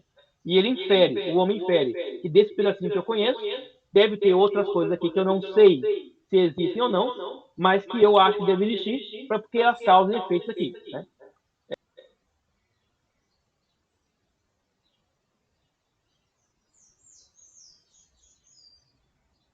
Né? Porque ele acha que a luz que chega até ele, né, dessas estrelas longínquas, elas são demonstrações de que as estrelas estão lá de fato. A luz é um efeito, né? Eu não estou vendo a estrela, estou vendo a luz dela. Mas esse efeito me leva a crer que há uma estrela lá, ou pelo menos houve, né? Uma estrela lá. Deus conhece a estrela em si mesmo, né? Vamos dizer que Deus pode olhar para a estrela e contemplá-la. Eu não. Eu só consigo ver o brilho dela. Nada mais que isso. Ele argumenta que o atributo da vida pode ser inferido porque é a precondição do conhecimento e também porque Deus quis que os objetos existissem, né? Então, se tudo que existe tem vida, né? Se para existir coisas, né? É preciso que haja alguém que as forme, né? Então, é óbvio, né? Deus tem que ser vida. Né? o poder pode ser inferido pela capacidade de Deus de trazer criações à existência. Né? Então, a potência que passa de um ponto para o outro. Né? Averroes também argumenta que o conhecimento e o poder inevitavelmente dão origem ao discurso. E, portanto, Deus, por meio do discurso, consegue ver, falar. Né? Ele diz que porque Deus criou o mundo, ele necessariamente conhece cada parte dele da mesma forma que um artista entende seu trabalho intimamente. Muito bem. Então, agora aqui, o Averroes, ele descreveu para a gente o que ele entende por Deus. Né? Ele entende que Deus é um ser pessoal, é um ser de conhecimento, é um ser discursivo, é um ser poderoso, é um ser que tem vontade, é um ser que tem vida. Né? Então, essas coisas que a gente também admite do Deus cristão. Quando Averroes chegar para o Ocidente, não vai ser difícil do Ocidente concordar com Averroes nesses pontos. Né? E aí está tudo certo. Se Averroes tivesse sido levado para o Oriente, e lá ele tivesse, sei lá, né, sido lido pelos budistas, né, os budistas iam dizer, Averroes está errado. Né? Porque os budistas não acreditam que Deus seja um ser pessoal. Né? Acreditam que Deus é uma espécie de energia cósmica, tal, que não tem personalidade. Né? Mas para o Ocidente ele encaixou bem. Né? E, portanto, ele está entendendo mais ou menos parecido. Muito possivelmente também Averroes está fazendo essas inferências também por causa do Alcorão, por causa da Bíblia, mas digamos que ele não está admitindo isso. Então vamos com ele, né? Segurando a mão dele. Agora tem um problema. Né? O problema é que o Averroes ele é mais aristotélico do que islâmico. E por ser aristotélico, ele vai ter que admitir com Aristóteles a ideia do universo como sendo eterno. Né? Que Deus fez o universo, tal qual a gente conhece, Averroes não está negando. Mas o fazer dele aqui não é o criar do nada do cristão. É o artesão, né? Ele é o arquiteto do universo. Né? Ou seja, Deus ele é o plasmador, o demiurgo. Deus é o arquitetador, o escultor do universo. Né? O universo ele sempre existiu, sempre esteve lá, né? Mas não ordenado da forma como ele é hoje. Né? A ordenação desse universo é uma atividade de Deus. Lá no mundo islâmico havia, então, filósofos neoplatônicos, como o Al-Farabi e o Avicena, que já é um pouco mais aristotélico, né, mas tem muito de neoplatonismo dele, né, que argumentaram que o mundo sempre existiu. Então, essa ideia não é uma ideia nova para as mentes filosóficas desse mundo antigo. Lembra que vocês assistiram o filme lá, O Físico, né? E vocês viram que o Avicena, naquele filme, né? Claro que é uma fantasia ali, né? Ficcional, mas que ele tinha certa treta ali, certo problema de ser aceito pelos islâmicos tradicionais ali, né? Aquele povo lá do deserto lá que foi conquistar lá a cidade do Shah, né? Então, quer dizer, um islâmico fundamentalista, ele teria degolado o Avicena, porque o Avicena não é um islâmico, assim, tradicional. Né? Assim como teria degolado Averroes também, uma vez também que ele não é também um islâmico muito bem conservador. Assim. Bom, Averroes, então, argumentou que uma leitura cuidadosa do Alcorão implicava apenas que a forma do universo, acabei de falar agora, né? A forma do universo foi criada no tempo, mas que sua existência é eterna. O que é forma? Forma é a matéria, né? A forma como as coisas são organizadas. Né? Então, quer dizer, não é que a Lua sempre existiu, mas que os elementos que compõem a Lua sempre existiram. Né? Eles só precisaram ser juntados para formar a Lua, né? Formar a Terra, né? Formar as estrelas. Então, Deus é muito mais uma espécie de... ou a divindade, né? O divino, né? Muito mais uma espécie de organizador.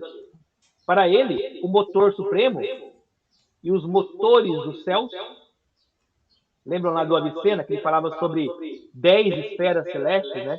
São os motores, né, que dão movimento para o universo, né? Tem um motor primeiro, né?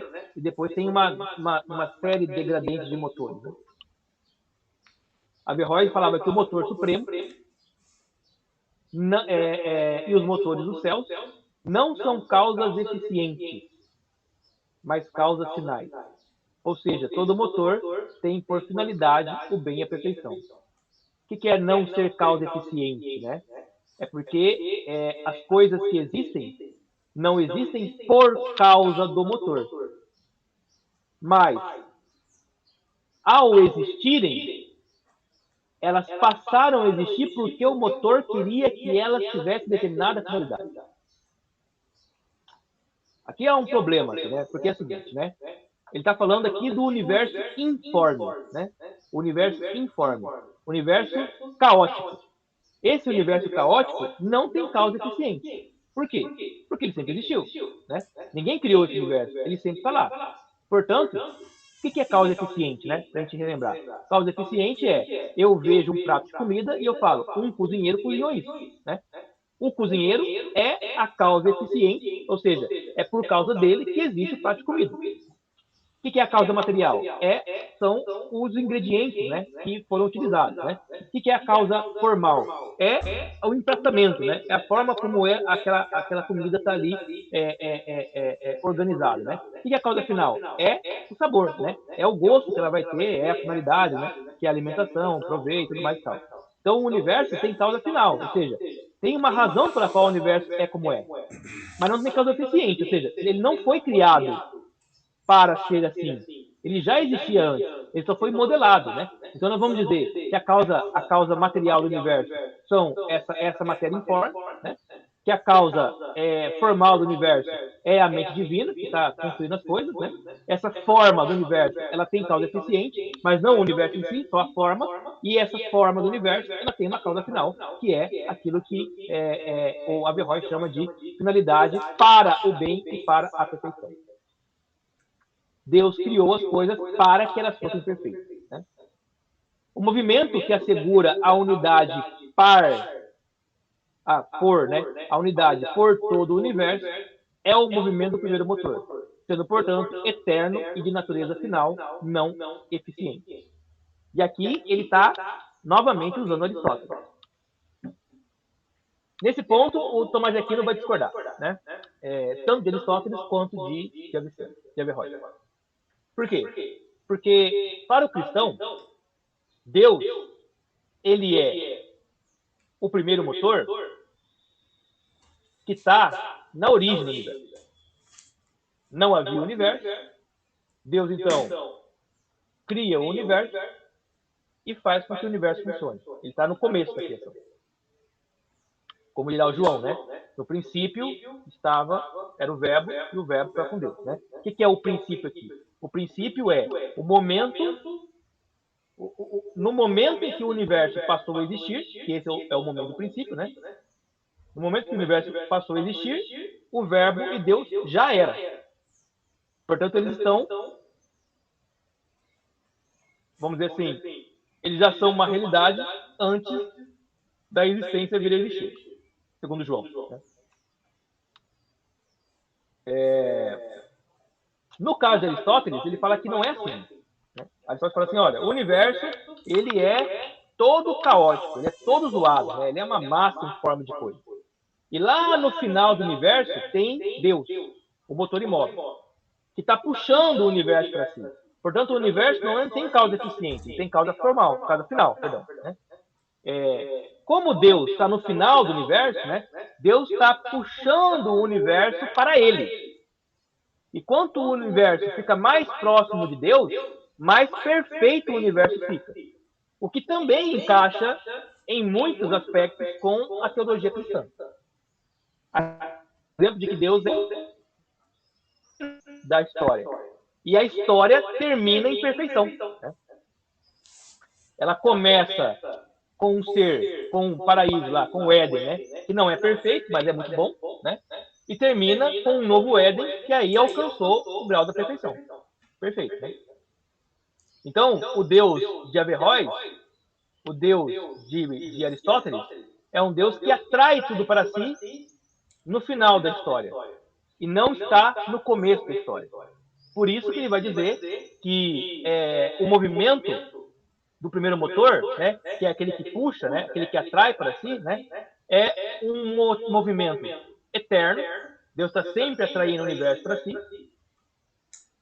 mas com a finalidade de dar a esse universo a sua perfeição máxima. Nós, então, somos uma expressão, né, desse universo que está caminhando em direção a Deus. Não é que o universo se tornará Deus, né, mas que o universo encontrará a sua máxima performance, né, ou seja, a sua perfeição, quando ele tiver sido terminado, encerrado, né, quando tiver sido a sua história finalizada pelo plano divino. Né? Essa é mais ou menos a ideia. Pode falar. Ô, Zac, então ele está falando que Deus é o arquiteto e o universo são os materiais, né? Como fosse, né? É isso. Deus tem uma matéria, né? Toda jogada, assim. Aí Deus lá, o arquiteto, ele dá forma para esse material. Você vai virar uma árvore, você vai virar um cachorro, você vai virar um planeta, né? Então, por Deus isso... dá forma, perfeito, né? E Deus vai fazendo com que essas formas elas vão se organizando no tempo, né? No tempo, de maneira que elas vão se aperfeiçoando. É isso, porque tu falar que o universo ele sempre existiu em causa, em forma de causa, né? Uma inferência, porque não é, isso não é demonstrável. Não, mas o que é mais lógico? Né? Lógico que eu falo aqui é independente, se você não tivesse uma revelação, né? É lógico que o universo ele tenha sido criado ou é lógico que ele tenha sido existido desde sempre? Como... Então, por lógica, aí tu pode usar vários tipos de exemplos, né? Mas depende da filosofia que o cara tem, né? Mas, por exemplo, pegar o exemplar, né? O exemplar, ele só é um exemplar porque veio de um exemplo perfeito. Sim. Tá. A causa e efeito semelhante, né? Aí, como que um caos vai do nada existir? Não é do nada, né? Ele é por meio de uma força divina que organiza. Ele não vem do nada. Tá, mas aí quem que... Ah, tá. Então ele crê que essa força que organiza, ela existe em si mesmo. Ela existe em si mesmo. Ah, tá, entendi. Tá confundindo isso. Tá, entendi. Eu tava achando que ele também achava que esse demiurgo, ele também... Entendi. Ele entende que este demiurgo, ele não foi criado, mas ele organizou o caos que já estava com o demiurgo. Isso. Tá, entendi a diferença. O demiurgo ele é eterno, junto com o universo. Sim, entendi agora. Agora entendi. E é mais ou menos assim, né, Thiago? A gente pega, vê um bolo pronto, né? A gente fala assim, esse bolo não foi criado do nada, né? Ele veio da farinha, né? Veio do ovo, né? Ele veio de elementos anteriores a ele, né? Então a ideia de que existe um mundo que é criado do nada é uma ideia assim tão absurda em termos racionais que se ela não fosse revelada a gente não admitiria. Né? A gente admite por quê? Porque ela está na Bíblia lá, né? Que Deus criou o mundo do nada. Né? Mas se não tivesse lá, provavelmente a gente não acreditaria nisso. Da mesma forma que não há provavelmente nenhuma outra religião que não seja a religião cristã ou judaica que acredite que o mundo ele foi criado. O universo foi criado. Né? Só o cristianismo acredita nisso. Né? Todo o resto fala assim, havia lá uma matéria, né? Havia lá uma força, né? Havia lá um lago, né? Uma água, né? Um mar, qualquer coisa do tipo, né? E dele foi formada as coisas que existem. Até mesmo os pré-socráticos pensavam assim, né? O Tales, havia um oceano, né? O oceano, a água universal, né? O Anaximenes, né? O Anaximenes, havia o ar universal, né? O Anaximandro, né? Havia o átomo universal, né? Então, o Anaxágoras, né? Havia as homeomerias, né? O Empédocles, né? Havia sementes, né? Os elementos lá, os quatro elementos, né? Desorganizados, tal. O Demócrito, havia o átomo, né? Os átomos todos. Então, assim, a ideia de um mundo que vem do nada é uma ideia completamente ilógica, né? Ela não tem nada de racional, nada, né? É uma coisa assim absurda em termos filosóficos, né? A gente só admite isso porque é um dado da revelação, né? E para a gente é algo tão comum, tão dado, né? Que a gente nem questiona. Mas é assim. Bom, em termos de filosofia política, aí o Averroes ele vai ter que também, né, ele vai desenvolver isso também, porque ele é político, né? Ele é lá juiz, porque ele é lá da corte do califa, tal, né? Ele faz lá uma atividade política, tal, então ele vai pensar sobre isso, né? Coisa que o Aristóteles também fez, né? O Aristóteles também tem uma teoria política, né? O Averroes, no entanto, ele não sei porquê, se ele não tinha acesso ao texto de Aristóteles, ou se ele achava que o Aristóteles não era suficientemente claro com relação a isso, ele vai ler uma outra obra de outro filósofo, do Platão. Né? Ele, que queria ser tão aristotélico, né, acabou fazendo política a partir da perspectiva da República de Platão, que nem é o livro melhor de política do Platão. Né? O melhor livro de política do Platão é As Leis, que é um tarugão desse tamanho assim, né? É um livro gigantesco que ele escreve já, o Platão escreve já no fim da vida, que ele vai fazer uma comparação, né, analisando as várias constituições, as várias leis dos vários povos gregos para compará-las. Coisa que o Aristóteles vai fazer depois. Por isso dizer, né, que Aristóteles e Platão não são coisas separadas. Né? Pode ser que o Platão da juventude seja diferente do Aristóteles. Por quê? Porque entre a juventude e a velhice tem muito Platão, que você entender, né, antes de passar para Aristóteles. Né? Então, o melhor livro de política do Platão, na verdade, ele é As Leis, né? Que é um livro que só lê quem estuda o Platão. Sim, se você estuda filosofia, você nunca vai ler isso. Nunca vai ler. Mas se você estuda Platão, se você é especialista em Platão, aí você lê. Aí você lê essa obra. Né? Mas a República do Platão, você lê na escola. Né? Lá no ensino médio, lá o pessoal está lendo a República do Platão. Né? Que é o livro que ficou mais popular. Seguindo a ideia da República de Platão, então, o Averroes vai dizer que deve haver um estado ideal. Né? Essa ideia de ideal é platônica. Né? Veja bem, o Aristóteles jamais falaria isso. Né? O Aristóteles fala assim, olha, existe um estado real, né, que é como existe, né, e existe uma forma de aperfeiçoar o estado. Aperfeiçoar. Como? Tendo um governante que seja, que governe a partir da ética, que governe a partir de uma constituição elaborada por um grupo de pessoas inteligentes, né, que governe a partir da mentalidade dos homens comuns da sociedade. Né. Nunca se deve governar a partir de um grupo de intelectuais. Né. Deve se governar, aliás, não é isso não. Nunca se deve governar a partir de um grupo pequeno de pessoas que se dizem detentoras do saber. Né? O saber político ele está espalhado, né, pelo homem comum. Então, assim, aquele homem da enxada lá do mundo rural, ele tem uma percepção da realidade que é muito mais realista do que o jornalista lá na redação do jornal falando sobre o mundo rural. Né? Ele não sabe nada, né? O jornalista ele é apenas um palpiteiro. Né? Até porque a sua vida não está em risco em nenhum momento, né? Enquanto que o homem do mundo rural está, né? O homem do mundo rural ele tem que saber aonde ele vai pisar, aonde ele vai fazer, como que ele vai operar, porque ele pode morrer a qualquer momento, né? O jornalista vai ter o quê? No máximo vai cortar o dedo com papel, né? Então, assim, você vê, né? Não dá para comparar o conhecimento de um de outro, né? Por isso, há muito mais sabedoria no homem comum do que nesses homens sofisticados, né? Que é o que o Aristóteles falava, né? Falava assim, ó, para você fazer boa política, você tem que fazer o quê? Ouvir e prestar atenção naquilo que é mais comum, né? Daí vai surgir ideias como o direito comum, né? Assim, coisa do tipo, né? Mas o Averroes está pensando aqui em termos platônicos. Né? Então, assim, ó, tem um estado ideal, aquele que é baseado na lei islâmica, né? Lei islâmica é a Sharia. Obviamente, essa lei islâmica é a lei islâmica que o Averroes tem por princípio, né? Não é a lei islâmica do maluco que explode bomba, né? Da Al-Qaeda. O cara da Al-Qaeda ele tem a Sharia, também, tem a lei dele lá, né? Mas é uma lei muito mal compreendida, né? O cara vai se explodir aqui na Terra para ganhar o paraíso com 70 virgens, né? Virgens é que ele não pode transar com nenhuma delas, porque é bom se transar com elas, não deixar de ser virgem, né? Então, né? Sexualmente. Portanto, o que o Averroes entende por Sharia seria o conjunto de regras que formam a sociedade islâmica. Assim, ó, a sociedade islâmica é muito bem organizada, né? Ela tem a lei aqui, né? E essas leis elas não são leis ditatoriais, né? Elas são leis muito equilibradas, muito prudentes, né? Quando você vê a lei da forma como ela foi escrita, né?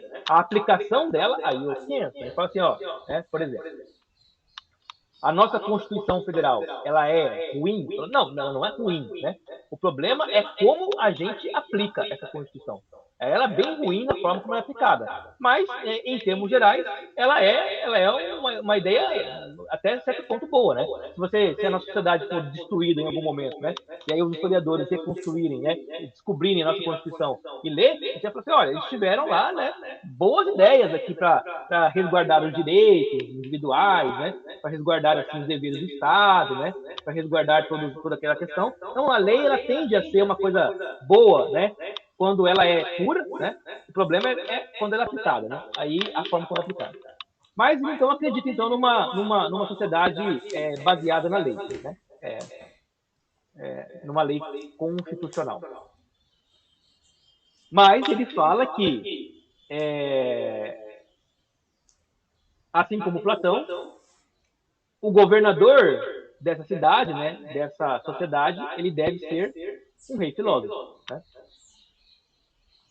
Esse rei filósofo, o Averroes fala que ele é um imã. O que é um imã? Imã seria aquele cara que fica lá na mesquita e que vai instruir o povo, né? E como é que funciona isso na mesquita, né? Bom, tem o jeito ideal e tem o jeito real, né? O jeito real é que você se torna líder da mesquita porque você tem contatos políticos para chegar lá. E isso acontece também na igreja, também, né? Então, por vezes, quem é o pastor da igreja não é o mais adequado, mas é aquele que tinha mais contatos políticos e que, portanto, conseguiu alcançar aquele lugar, né, aquela posição de liderança lá. No caso aqui, o Averroes está pensando que o imã seria aquele que tem maior conhecimento sobre o Alcorão. Ele conhece mais do que todo mundo. Obviamente, esse imã também conhece toda a filosofia. E ele interpreta o Islã, o Alcorão, por meio da filosofia. Esse cara deveria ser o rei, né? Também poderia ser um califa. Califa é um termo utilizado para referir-se a governantes não religiosos, né? A governantes do governo civil. Mais ou menos que seria hoje a ideia, sei lá, né, de imperador, né, de rei, né, qualquer coisa do tipo, né? Então, ou seria um religioso, ou seria um rei, né, que governaria a cidade ideal. Portanto, Averroes ele é absolutamente contra a democracia. Completamente contra. E até certo ponto, ele é meio contra também a ideia de uma aristocracia. Né? Ele acha que tem que ter um cara só para mandar em tudo. As características do rei filósofo seriam... Então, isso aqui é o Averroes falando. O rei filósofo deveria amar o conhecimento, portanto, ser um filósofo. Ter boa memória, ou seja, né, dotado de sabedoria histórica. Amor ao aprendizado, amor à verdade, aversão aos prazeres sensuais. Então ele é casto, né? Se não é casto, ele é casado com uma mesma mulher a vida toda. Não bebe, não fuma, não dança, não come demais, né? Quer dizer, é uma pessoa, né, equilibradíssima, né? É uma pessoa que não busca riqueza, né? Então tem uma antipatia por acumular riqueza, portanto, ele não vai ser corruptível, né?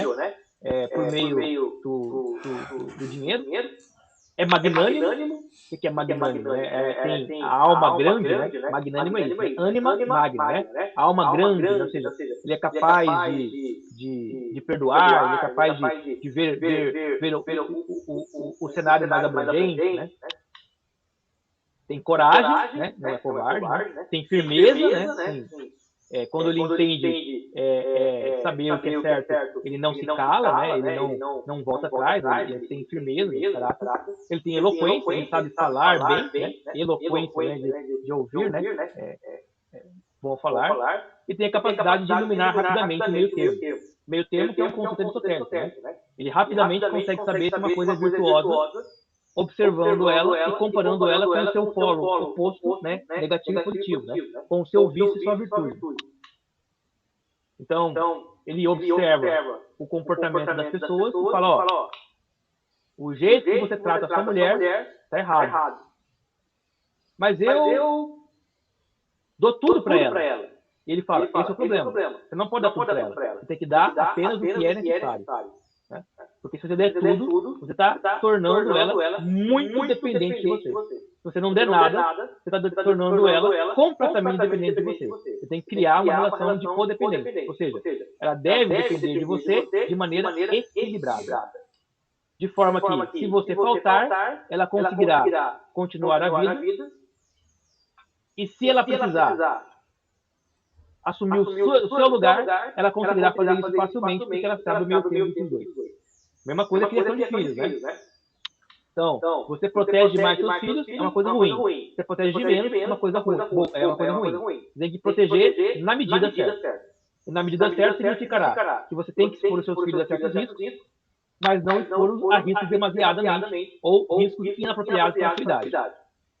Da mesma forma, impedir os filhos que eles sejam expostos a risco vai ser ser mimado, ser incompetente para a vida. Então, meio termo. Né? O rei filósofo, ele sabe como observar as coisas e definir qual é o meu tempo dela.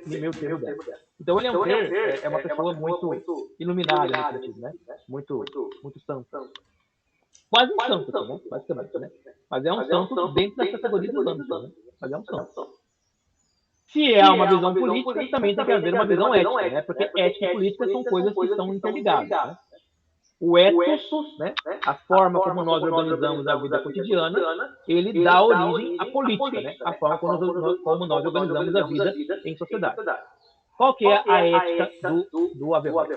Segundo Averroes, existem dois métodos para ensinar a virtude ao cidadão. Ou você ensina a ética por persuasão ou por coerção. A persuasão é o método mais natural, que consiste em métodos retóricos, dialéticos e demonstrativos. Né? Então é conversa. Né? Vou sentar aqui, vou te explicar por que é certo fazer isso e é errado fazer de outro jeito. Né? Seu irmão pecou na igreja, vai lá e admoesta, né? Ou seja, vai lá e tenta convencer que ele está pecando. Se ele não se convencer, chama outro irmão, vai lá e admoesta os dois. Ou seja, demonstra para ele que não é só você que pensa assim, mas é você e outros que pensam dessa forma. Se ele não se convencer, chama a igreja toda, né? E admoesta, né? Ou seja, fala para a coletividade e dizer, olha, a gente não concorda que é assim, né? E se ele mesmo assim não se arrepender, então lançam fora, né? Então você vai excluí-lo, né? Vai como é que é o termo que a Igreja Católica usa? Excomungá-lo, né? Tirá-lo da comunhão, né? Por quê? Porque ele não quer demonstrar, ele não quer aprender, entender.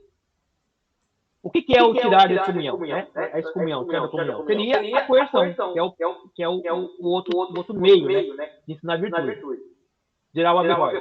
Às vezes, no entanto, a coerção é necessária para aqueles que não são passíveis de persuasão. Por exemplo, os inimigos do Estado. Por exemplo, os desviantes. Por exemplo, os desobedientes. Né? Então, o que ele está falando aqui? Olha, Tiago vai ensinar o filho dele como agir. Primeira coisa que o Tiago faz, conversa. Ó, filho, isso está errado, porque assim, assado. Filho, entendi. Aí o filho dele continua fazendo errado. Você vai lá, conversa de novo, ele não se emendou.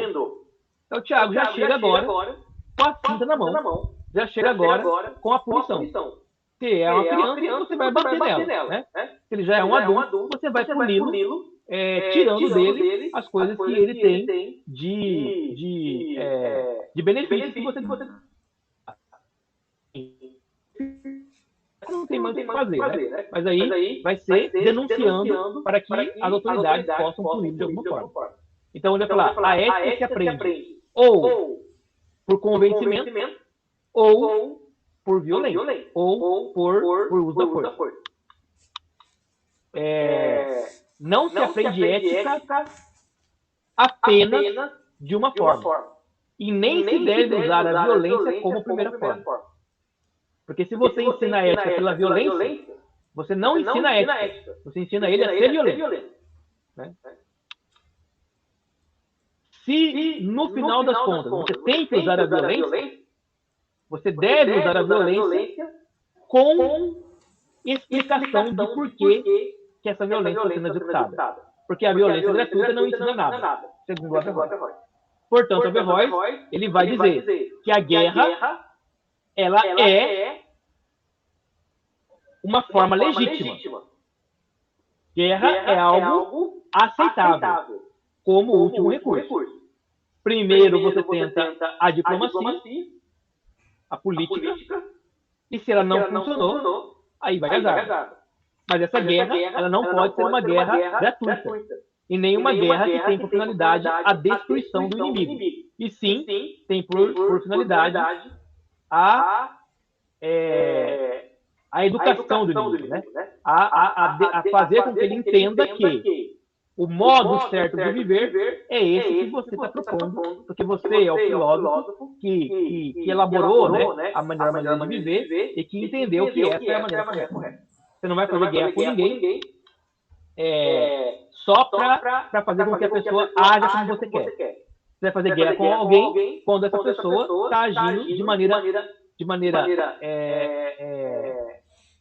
antiética, né? De maneira a produzir o mal, né? A produzir o vício, né? No mundo social. Nesse caso, como Platão, portanto, Averroes pede que, olha só, né? Que as mulheres compartilhem com os homens a administração do Estado. O Platão falava isso, né? Lá na República, né? A mulher ela é tão inteligente quanto o homem, né? A mulher ela é tão capaz de resolver as coisas administrativamente como o homem. Então elas devem estar também participando da vida política, assim como os homens participam, né? Há uma igualdade. Estamos falando de um cara de 1100 anos antes de Cristo, depois de Cristo, né? De 1100 anos antes depois de Cristo. E um cara que nasceu num ambiente patriarcal extremamente sexista. E ele é alguém ali que está dizendo, olha, as mulheres têm as mesmas potências que os homens. Que inclusive podem participar como soldados, filósofos e governantes. E aí a gente sabe, né? A gente sabe que as mulheres soldados, elas têm tanta resistência, né? Tanta potencialidade quanto qualquer outro soldado. Né? Obviamente que há uma força diferente, né? Mas que elas são capazes, né? de operacionalizar trabalho, serviços que os militares masculinos também fazem, não há nenhuma dúvida. Averroes também aceitou as ideias de Platão sobre a deteriorização do Estado ideal. Quando que o Estado ideal deterioriza? Quando ele vira democrático. Portanto, você precisa impedir ao máximo que a democracia se instaure, né? Porque o que é a democracia para Platão? Né? A democracia é quando os piores da sociedade se transformam em governantes. Os piores. Então, se você olha para o nosso Congresso hoje, a gente com certeza, dos 500 e poucos que estão lá, a gente com certeza consegue achar 500 e poucos muito melhores para fazer a mesma coisa que aqueles caras que estão lá fazem. O que significa que, provavelmente também, daqueles 500 e poucos, a maioria deles é pior que eu. E esses que são piores que eu estão mandando em mim. Estão dizendo para mim aquilo que eu devo fazer ou não devo fazer. Isso só pode dar em ruim, né? Só pode dar em coisas negativas. Lembram daquela analogia do Platão, né? Você entra num bar e você vai atravessar o oceano. Tá uma galera lá. Você vai colocar no timão do barco o cara que a gente eleger ser o mais convincente, ou o cara que tem, de fato, o maior conhecimento para a navegação. Né? Não há nem o que eleger, né? Quem daqui é marinheiro, né? Levanta 10. O resto, todo mundo já está excluído, né? Quem daqui já capitaneou o navio? Levanta 5. Já os outros 5 não vão funcionar, né? E aí você vai excluindo até chegar naquele que tem os melhores conhecimentos, né? Então, a ética dele, a política dele, está bem implicada nesse sentido. E aí eu acho que esse aqui é o último ponto, né? Que é a teoria do conhecimento do Averroes. Que aí a pergunta, né? Já é 3h20.